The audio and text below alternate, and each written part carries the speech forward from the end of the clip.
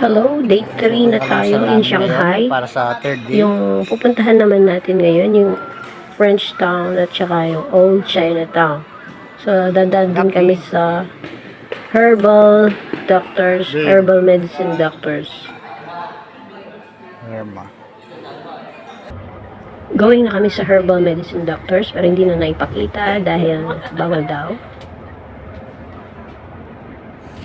After check-up yan, nagpa-tuloy na kami sa lunch. So, nag-lunch time kami. So, free lang yan din, guys. Walang bayad. Pag hindi na kumpleto yung oo, kaya inaano lang nila na From traditional Chinese streets to European avenues. So, day 3 in China gave us two completely different world. From old to new.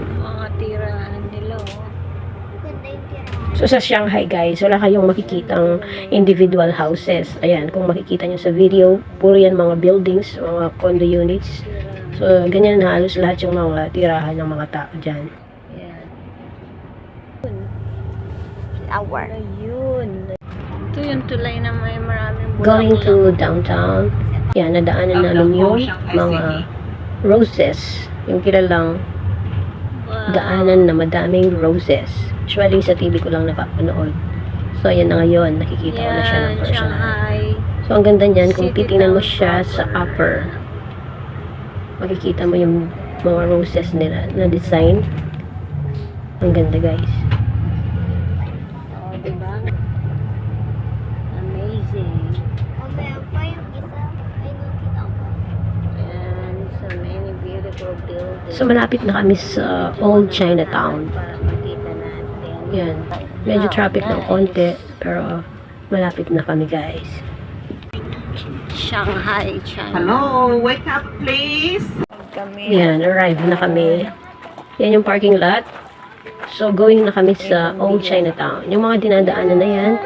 So, dyan ka pwedeng bumili ng mga Local souvenirs na mura. So, Shanghai. dyan sila bumibili ng mga items. So, mamaya, dyan kami bibili ng mga souvenirs na Mga pasalubong. tinda-tinda nila, no?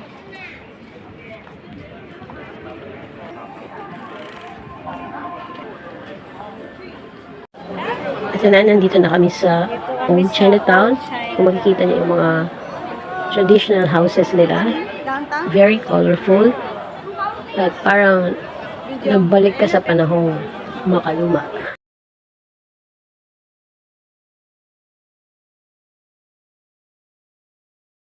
At syempre, souvenir picture-picture muna tayo. So from here, makakabili ka ng mga murang souvenir items. Ayan, dyan nag-shopping yung mga kasama namin. Dami nilang bit-bit. Kami ko konti.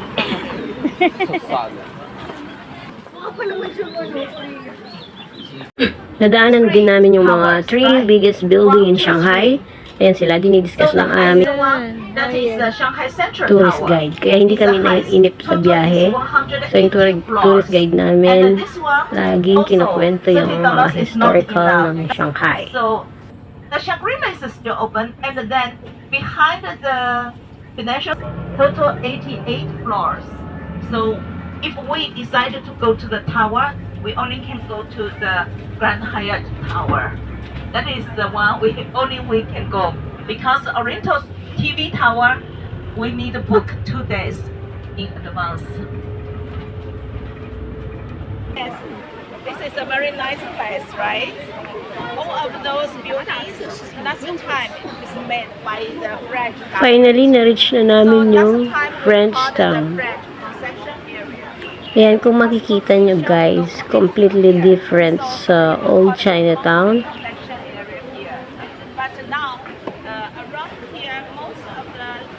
So, ang daming mga puno. So, European vibes talaga. Para ka na rin nasa Europe.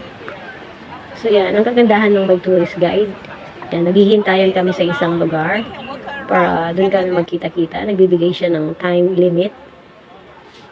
Para alam namin kung saan kami magkikita-kita.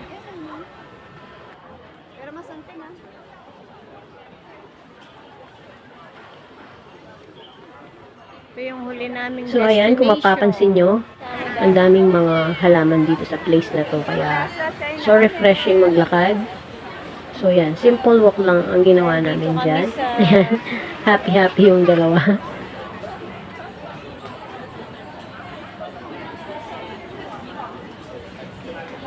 So memory making tayo dito sa French Concession or French Town. Oo. Ayun Yan, daming trees na nakaline sa street. So good vibes talagang maglakad dito, maglakad-lakad. Sosyala kayo, sosyala. Yan, feeling mo priceless, no? Traveling together with our family. Yan. Very calm, clean, and aesthetic ang lugar na ito.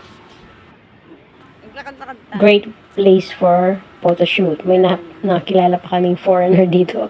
Pinicturean si Lerma. Yan, yung guy na yan sa tabi ko. Yun yung nagpicture ko. Yan, doon. maraming foreigner sa place na to. Dati Kandil eh.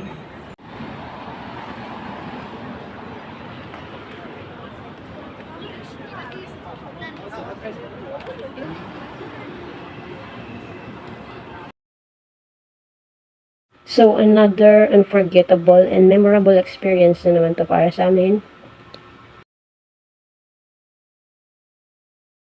Kaya sinulit na namin yung photoshoot, syempre. Yan na kami. So, another great day. Ito na yung last Ganda ng destination. lugar dito. Bukas ng maaga, traveling day 4. So, pauwi na kami. See you tomorrow for the day 4, yung last trip namin sa Shanghai. Upload ko YouTube.